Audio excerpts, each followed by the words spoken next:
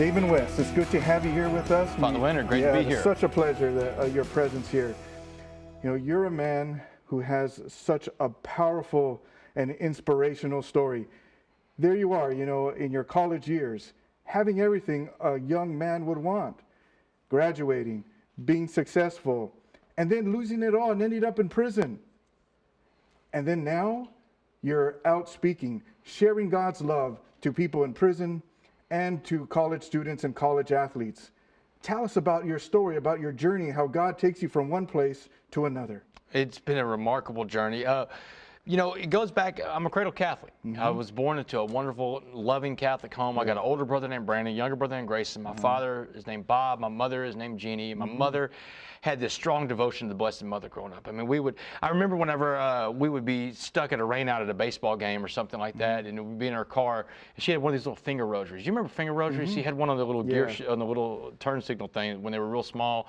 She'd pull it off, and we'd say the rosary. So she's always been into that. And she had these little prayer plaques and crucifixes all over the house. She couldn't escape God in this woman's home, right? So, but you know, not every family's perfect, and nobody's family's perfect. And we had our own problems. In '85, I was 9 years old, and I came out and told my parents my babysitter had been molesting me. And it's childhood sexual abuse in the '80s. They didn't know as much about it back then as they know now, but my parents loved me. They sent me to counseling, went and talked to the family priest. We prayed about it. We prayed a lot. But something inside that little 9-year-old boy went to a really dark place. And by the time I was 10, I started getting into my dad's beer in the fridge. I started sneaking drinks at my friends' houses whose parents had liquor cabinets. I started smoking cigarettes. By the time I'm 12, I'm smoking pot. So I'm putting chemicals into my body to change the way I feel. I'm in recovery today. And so I know that being in recovery, I look back on this is what's called an activating event in life, because I have the disease of addiction, but this activated it. So I'm an addict in my early stages of my disease, but I don't know that yet. Man, I'm so far away from even having a realization of that kind of thing. But I'm a really good athlete, Father, and so I get a lot of breaks cut to me in life. This is Texas, too, man. Texas high school football is big. You've seen the stories. You've seen the Friday Night big Lights. Stadiums big stadiums. I mean, the stadiums are like cathedrals, and the players are like gods. And so, and I could throw a football really well. And so I got a lot of breaks cut to me in life because of that. I was a 3-year starter on my high school team. And a lot of my behavior, a lot of my character issues got pushed to the side because, hey, Damon's a really good athlete. And I went off to college. I got a scholarship to play football at the University of North Texas. And when I got there, the wheels kind of came off the wagon. I was an altar boy growing up. I was in church every Sunday. My mom made sure we were in church every Sunday. So from 7 to 18, I never missed a mass. When I got to college, I went to church 5 times. Those are holidays. They don't really even count, do they? I don't Christmas, Easter, and all that. Yeah, exactly. But that was my life. I quit focusing on the things that were important because that safety net wasn't around me anymore to help push me there. And I went after the things that I wanted to party all the time. I was very serious about football, too. All I wanted to be was a starting quarterback, and I got to be that. And eventually I got hurt. I got hurt against Texas A&M in '96, and I didn't have a plan B or a plan C. And I got to a fork in the road, and I made all the wrong choices. I started putting in hardcore drugs to change the way I felt: cocaine, ecstasy, pills, you name it. Doing it, I party all the time. Somehow, by the grace of God, I graduate from college, go off to Washington, work in Congress. I work for a guy running for president. Then I get a job working on Wall Street for one of the biggest Wall Street banks in the world, UBS. And I'm trained to be a stockbroker. And one day at work, this guy introduces me to methamphetamine. I'm dragging around at work. He says, come on down to the parking garage and try this. Father, I took one hit of that drug, and I was up for 4 days, and I was instantly hooked. And I gave away everything, man. I couldn't give it away fast enough. My job, my home, my savings, my car, my family, my tethering to God, my sanity, the life of an addict. Went from working on Wall Street to living on the streets of Dallas. And so there I am. I fall in with a bunch of other meth heads, and we start breaking into storage units, start breaking into cars to feed our insatiable meth habits, and eventually we start breaking into homes. And you know, we did a lot of burglaries. I hurt a lot of people by doing the burglaries. I have a lot of victims out there, and there's no way to minimize the amount of pain and hurt and suffering and loss that I caused these people, because I didn't just take these people's property. Man, I took their sense of security. I took their memories. I mean, there's things that they'll never get back, but their sense of security, I don't know if they ever get that back. You know, there's people going home in Dallas right now, putting their key in the door, thinking, man, Damon West, the reason why I locked my door, you know? But after about 3 years of this, on July 30th, 2008, a Dallas SWAT team came in and scooped me up. And I always tell people that wasn't just the day I was arrested, that was the day I was rescued. God got me out of a situation I couldn't get myself out of. There was no way I was leaving that thing alive. And so I'm in county jail. And, you know, for the first time in years, I'm going to be sober. And the only thought I have going through my head is, how am I going to get my dope while I'm in here? And eventually I call home. And my mom tells me on the phone call, she's like, baby, you know, you're now a captive audience to God. And you better start listening. There's nothing we can do for you anymore. She said, do you remember that prayer plaque that I had on your wall as a kid growing up? And Father, I'm coming off this meth. I've been on meth for years, and I can't think straight. I was like, no, Mom, I don't. She said, baby, it was footprints in the sand. Do you remember the story of footprints in the sand? And, you know, through the tears, I told my mom, no, I don't. And so she patiently and lovingly, like a mother, retold me the story of footprints in the sand about a guy walking on the beach with Jesus. And, you know, every time something good happens in this guy's life, they're watching a video in the sky. And every time something good happens, there's two sets of footprints walking side by side. But when there's something bad, when there's pain, hurt, suffering, loss, when he loses his football career, it's one set of footprints. And she said, the guy got so upset with Jesus, and he said, hey, you know, God, what's up, man? Every time something good happens to me, you're there with me. But when something bad happens, you abandon me. She said, that's when God said, Damon, you fool. Every time you saw one set of footprints, I didn't abandon you. I carried you. And so my mom kept drilling that into me, you know. In county jail, I was there for 10 months, and all I could think about in that 10 months is, I can't wait to get probation to get out of here and get high again. But at the end of 10 months, a jury of my peers sat there after 6 days of trial and sentenced me to 65 years in prison. 65 years, Father. That's a life sentence in Texas.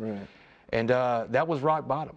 You know, and rock bottom can be a good foundation to build a life on if you're receptive to it. But that's really where I was stripped of everything. And I'm getting ready to go in the Texas prison system, and this inmate in there named Mr. Jackson gave me the coffee bean analogy, which I think y'all played earlier. And that coffee bean analogy really stuck with me. And it was one of the tools I took with me into that prison environment. And prison is where I changed. Well, this is amazing, and we're going to take a break right now. But after the break, we're going to speak about how you had this experience and encounter with Jesus Christ in prison, and then we're going to talk a little bit about what you're doing now. Absolutely. Now back to our interview with Damon West. Okay, so yeah, here you are now on your way to prison. Tell us what happened, what's going on here, and how you managed to find Christ there. Oh man, so I know from talking to Mr. Jackson what to expect for prison, that, hey, he's like, man, you're going to get into a lot of fights in here. You're not going to get into I made my parents a promise. My parents promised me, Damon, come back as the man we raised. You know, no tattoos, and don't get into one of these white hate groups because you're scared because you're a minority in there. And so I tell Mr. Jackson, I tell everybody on my pod in county jail, I've made this promise, and then everybody laughs at me. But Mr. Jackson takes me serious, and he says, listen, if you're going to do that, you need to understand that you're going to get in a lot of fights, and you're not going to win all your fights. He said, he gave me this point. He said, you don't have to win all your fights in life, but you do have to fight all your fights. He said, don't ever turn down a fight. And that's a lesson in life, Father. Yeah, that's what you've taken and you're using now. Right, because, I mean, I've learned more about myself from my losses than I ever did from my wins. When was the last time you really inspected a win? But when you get your butt handed to you, you really inspect humbled. that. You're That's humbled. right. That's right. You're broken out. Like I said, rock bottom's a good foundation to grow on. So here I am going into prison with this understanding there's going to be a lot of violence, but man, I had no clue, even with what he told me. It was extremely violent when I got there. And first, because prison's all about race.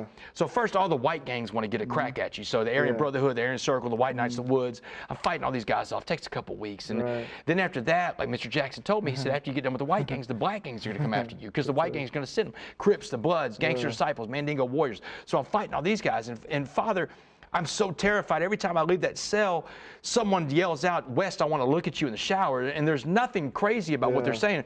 I want to look at you in the shower means we're going to box in that shower right now, because people fight in the shower in prison. There's no guards back there. There's no cameras, and blood cleans up really easily out of there. And so I'm doing that. I'm about 6 weeks into prison, man. And I go down to the prison chapel, and this is one place that I've tried to get to as much as I can, but I'm so terrified to leave my cell, I just don't go that much. And I go there and I find this lady named Miss D Doucette, this little old Catholic lady down there. And there's a big Catholic community at this prison. It's one of the biggest in Texas. I just blessed to end up at that prison. And I go in there and I ask Miss D if we can talk and close the door. And I tell her, Miss D, I can't do this anymore. I can't do this 65 years. I'm really thinking about killing myself. And she talks to me about my Catholic faith. She's Catholic too. And she says, look, you've got to do like your mom said, get on God's back. And she said, baby, do you have a rosary? And I said, no, Miss D, I don't. They took it from me when I came from county jail, because you can't bring anything into prison with you. And so she gave me this prison rosary. This is my rosary from prison still, Father. Okay.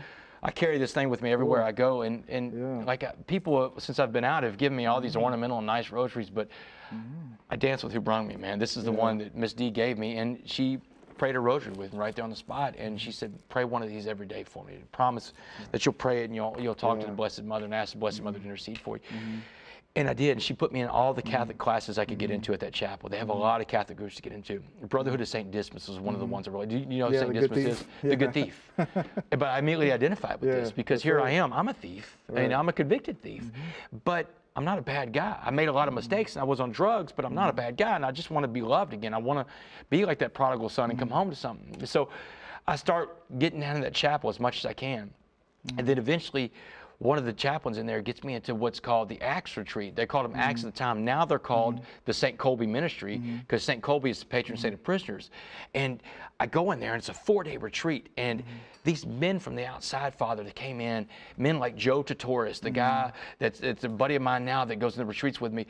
But Joe and these guys come in, and they leave their homes, their families, their jobs, their lives for 4 days to come spend time with the incarcerated, the sinners, the menace. Nobody wants to be around us prisoners, you know?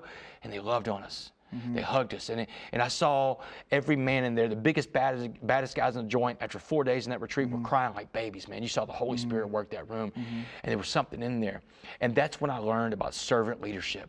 The secret to life, Father, is serving others and being humble. That's right. And that's what I learned about that from those men. And that servant leadership was something I could take and grow on. And I got into recovery in prison. Recovery. I'm an addict. If I don't have a program of recovery, I don't have anything. And so God does this powerful work in your life in the prison.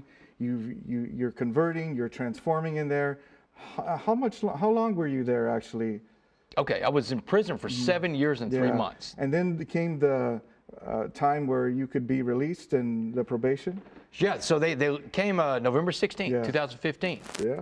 2 years ago today. So it's being pre-recorded today. Yeah, so praise the Lord. 2 years ago, they came by and said, hey, look, we're going to give you one shot. We're going to let you go. But if you come back, we're going to have you finish off this sentence for us. So they came back and told me, you're on parole till 2073. Go out there and don't make any more mistakes and be the best person you can be. And so now I've got this opportunity in front of me. And you've become a servant leader. And tell us about your servanthood right now and how you're showing leadership out, ministering to college students and college athletes. And oh man, well, the first thing was getting this job at Provost Humphrey Law Firm. I had to have a foundation to build on, and they opened the door. They gave me a shot. I never hired a felon. And from that, this firm has allowed me to go all over the country to all these speaking engagements. I go to high schools, churches, youth groups.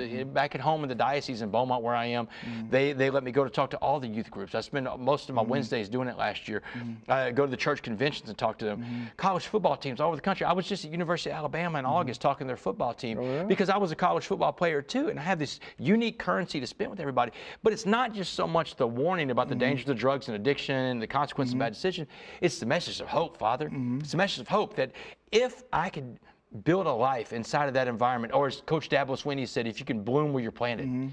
You know, if I could bloom where I was planted in there, then that's got to give people hope. You know, hope that whatever problem you're facing, whatever you're going through, hey, if God could work that in Damon West's life, God can work it in your life too. Amen. And that's the message I try to bring to people. And I'm always trying to find that one kid in the crowd, that one kid that you stop something in its tracks from ever happening. So, you know, the retreat you had in the prison changed your life forever. And now you're giving back. You're doing the same thing. Tell us about what you're doing in the prisons now. All the things I do in life, Father, the colleges, the high schools, the churches, the youth groups, they're great. I love doing it. I love being able to give back and doing God's work. But the prison, man, that's the best thing I have going. I get to go into prisons now. I get to go into my old prison with this same St. Colby group and bring those retreats to inmates like men used to bring it to me. Servant leadership. I mean, here it is. God, we've come full circle now. The guy that was going through the retreat is now the guy bringing the retreat to other people. And in a prison environment, man, I've got a currency to spend with these guys. I've got street cred when I go into a prison, any prison in America, because those guys can't look at me and say, well, that guy's never done a hard time. I have a life sentence. Or he never did time in a hard unit, one of the hardest units in Texas, you know? But I get to go back to these prisons now and bring a message of hope. And every one of these guys, I mean, I get 100% participation out of this deal. These guys will all come up and say, Damon, you bring us hope. And I tell them, that's great. But if you want what I've got, you got to start today. You got to turn your life over to Jesus Christ. You've got to change what you're doing in here. You got to start those habits today. You've got to become a servant leader inside this place. And because that's what I had to do. But the great thing about it is, especially in the prison, last weekend, I was inside my old prison where I did my time with the Colby retreat. And those guys all know that I'm not just talking something. I walk the walk because they remember, man, Damon went out and helped other people. Because the secret to life is serving others and being humble. You help other people reach their goals in life. And when you're really helping other people and you're doing it for nothing but the good of God, then you're really living, you know, because you've got to work. I tell these guys, you got to work out 3 areas every day in this prison. It's going to be the hardest thing in the world, spiritually, mentally, physically. You know, you are what you eat. That's not just with food, but what are you feeding yourself spiritually? Do you tap into God? Do you feed yourself spiritually at all? What kind of books are you reading? What kind of videos you watch? What kind of TV do you watch in the day room? What kind of friends? What kind of friends do you hang around? You show me who you hang out with, I'll tell you who you are. Most people in life want to be led, Father. That's a fact. And in the absence of good leadership, they'll take bad leadership. A thirsty man in the desert will drink the sand when he sees a mirage, and it'll kill him. Well, hey, this is a powerful, wonderful story, Damon. Thank you for coming here and sharing it with us. You know, that's exactly what you did. I know that this is going to be powerful and effective to all our viewers, all our watchers. You know, they know for certain now that all things are possible with God, and you're a living proof of it. You're a walking miracle. Thanks be to God, and thanks for what you're doing in the church. I'm humble to be here. Thank you very much. God bless you, man. Thank you very much.